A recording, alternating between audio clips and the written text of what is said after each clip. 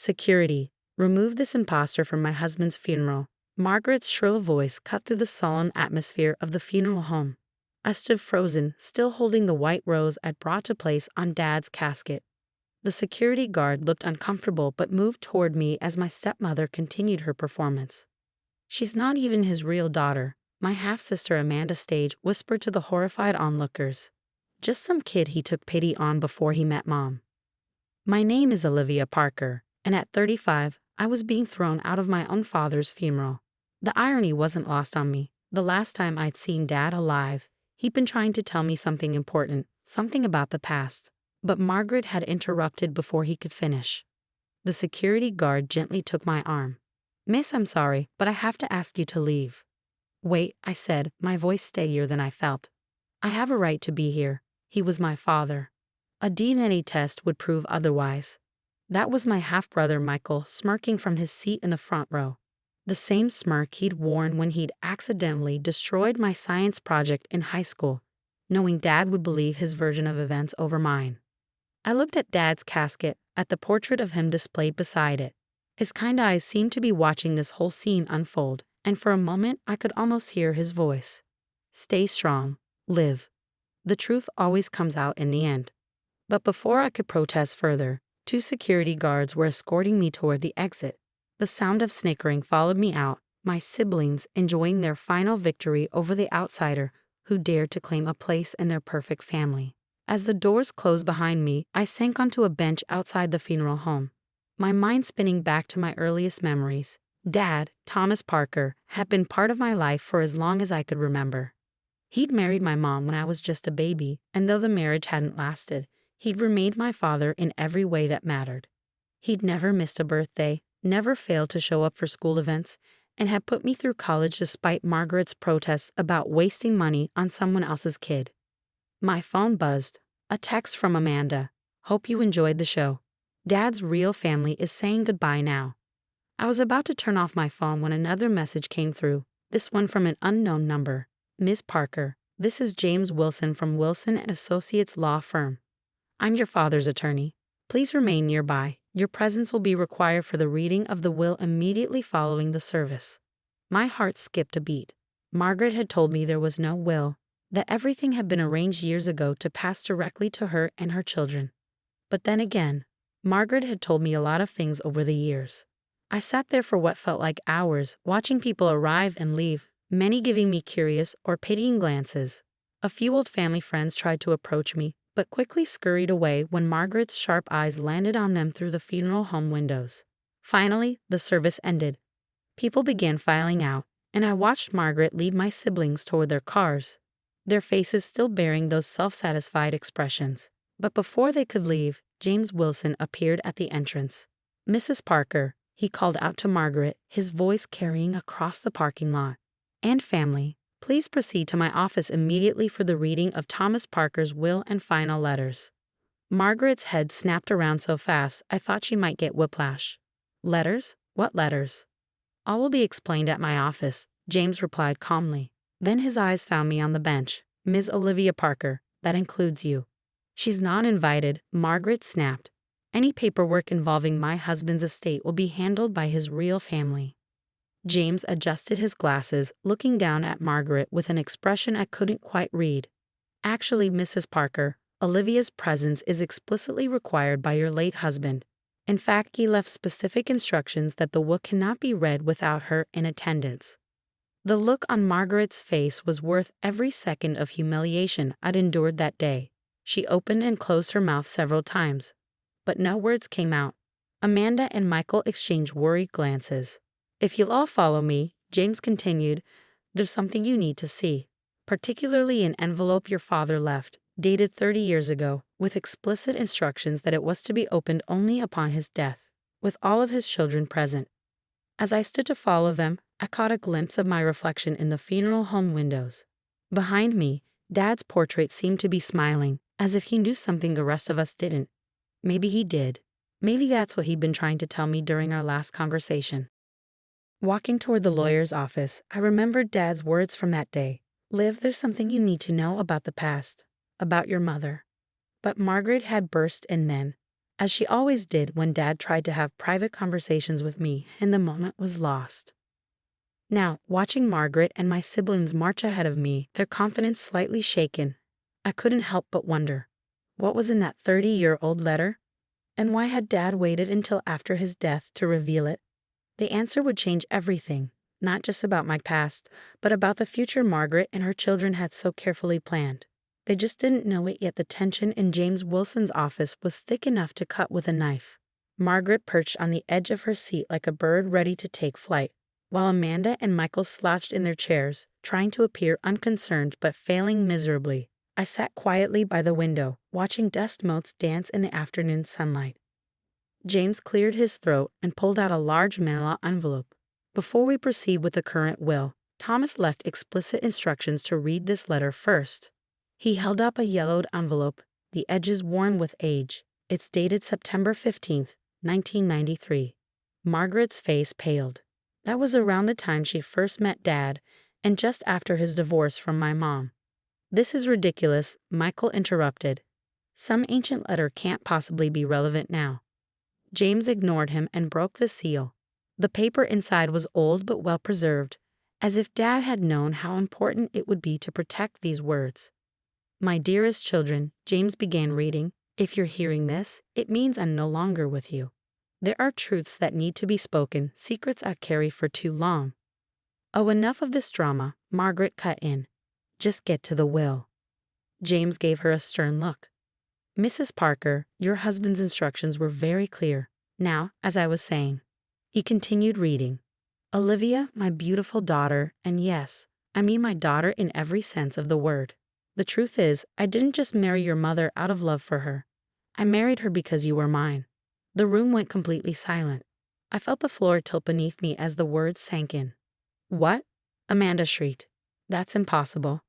But James wasn't finished. "I met Sarah, Olivia's mother, years before I publicly knew her. We were young in love, but my family disapproved. When she told me she was pregnant, I was forced to keep my distance.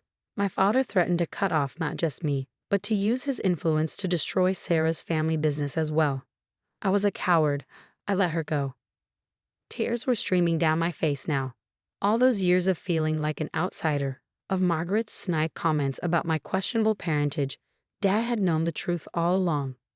By the time I finally stood up to my father and married Sarah, Olivia was already a year old. We tried to make it work, but the weight of our past secrets and my years of absence had created too wide a gap. When we divorced, I couldn't bring myself to tell the truth. I thought I was protecting everyone. Margaret had gone from pale to red. "This is preposterous. Where's the proof?" James pulled out another document from the envelope. Thomas included DNA test results from 1993, confirming his paternity. He also had updated tests done 6 months ago, which are included in his current will. Michael jumped to his feet. "This can't be legal." "Mom, tell him." But Margaret wasn't looking at Michael. She was staring at me with a mixture of hatred and something else. Fear. "There's more," James continued. "Sarah and I agreed to keep this secret to protect Olivia from my father's interference. But now that both he and Sarah are gone, and with my own death, the truth needs to be known. Olivia isn't just my daughter, she's my firstborn child." The implications of those words hung heavy in the air. In traditional inheritance law, the firstborn often held a special position. This letter also contains my deepest apologies to Olivia for not standing up for the truth sooner, to Amanda and Michael, who must now adjust to a reality different from what they've known, and even to you, Margaret, though I know this revelation will hurt you most of all. "I don't believe any of this," Margaret spat, but her voice trembled. "It's all lies." James set down the letter and picked up a thick file. Along with this letter, Thomas left extensive documentation. Birth records, DNA tests, photographs, letters between himself and Sarah, and a detailed timeline of events. He was very thorough in ensuring the truth couldn't be disputed. I sat there, trying to process everything. Dad wasn't just the man who'd raised me. He was my biological father. All those times Margaret had mocked my unknown origins. She'd been unknowingly insulting her own husband. "Now," James said, picking up another document, "shall we proceed with the current will? Though I should warn you, Thomas made some significant changes 6 months ago, after confirming the DNA results again. Margaret gripped the arms of her chair, her knuckles white. Amanda had started crying quietly, while Michael just stared blankly ahead. Actually, I spoke up for the first time since entering the office. Could we take a brief break? I think we all need a moment to process this. James nodded sympathetically. Of course. Let's reconvene in 15 minutes. As everyone filed out of the office, I remained in my chair, finally understanding why Dad had tried so hard to talk to me that last time. He wanted to tell me the truth himself, but Margaret's constant interference had prevented it. I pulled out my phone and looked at the last photo I had of Dad and me together, taken at my little cafe 3 months ago.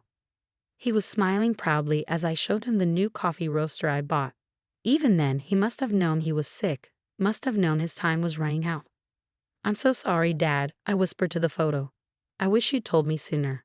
But maybe I realized this was his final gift to me, not just the truth about my identity, but the chance to finally stand on equal footing with the family that had tried so hard to push me away.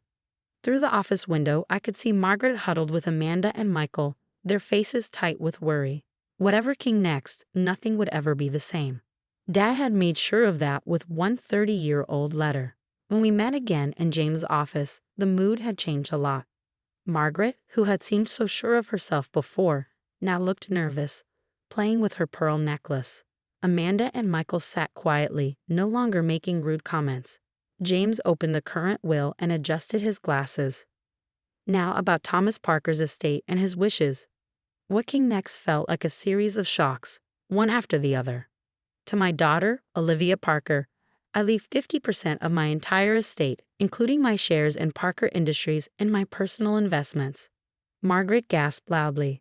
James kept reading. Also, I leave her my grandfather's house on Maple Street, where she lived with her mother, Sarah, as a child.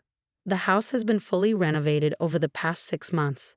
I remembered that house, the big old one with the wraparound porch. Mom and I had lived there with Dad during their short marriage. I always wondered why he kept it. To my children Amanda and Michael Parker, James continued, I leave 25% of the estate each. This will be held in trust until they can show financial responsibility by keeping steady jobs for at least 2 years. What? Michael shouted. That's not fair.